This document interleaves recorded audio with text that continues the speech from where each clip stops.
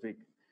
Ya, tentunya syariat kita yang sempurna ya telah mengatur semua apa yang menjadi kebutuhan kita sebagai manusia dalam bermuamalah.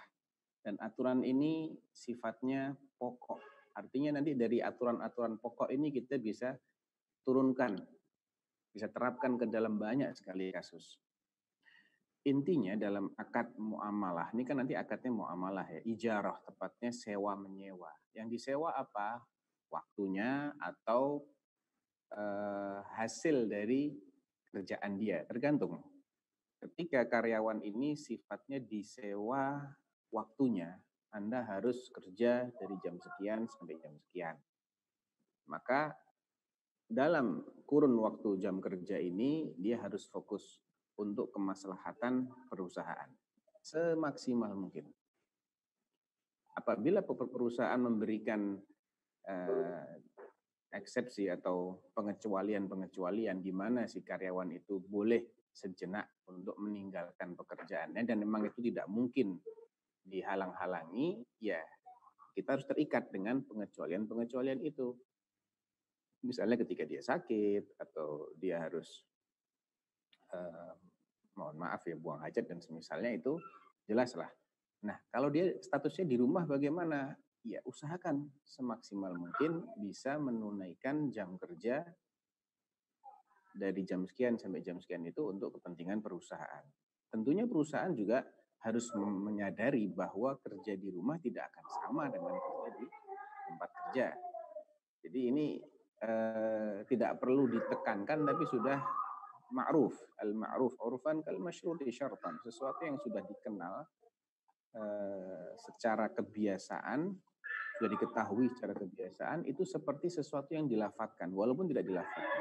Ya kayak saya di rumah ini nggak bisa full karena rumah saya hanya satu ruangan misalnya atau dua ruangan, saya tidak bisa pakai salah satunya secara maksimal, saya harus begini harus begitu, ya ini sudah sama-sama dimengerti.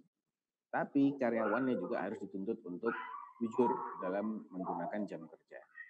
Nah, ini kalau dia dibayar berdasarkan jam kerja. Tapi ada karyawan yang sifatnya dibayar berdasarkan hasil kerjaan.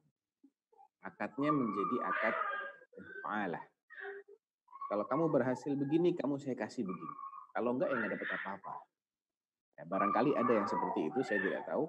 Tapi barangkali ada yang seperti itu, maka ini akan lebih fleksibel bagi dia. Karena yang penting dia bisa menghasilkan. Entah dia bekerja di rumah, atau dia keluar rumah, atau bagaimana. Yang penting dia bisa menghasilkan. Atau dia di kontrak, pokoknya gaji ini kompensasinya adalah hasil sekian. Maka ini juga lebih fleksibel bagi dia. Apakah dia akan mengerjakannya pada jam kerja atau di luar jam kerja, intinya kalau sudah deadline dia harus serahkan segini.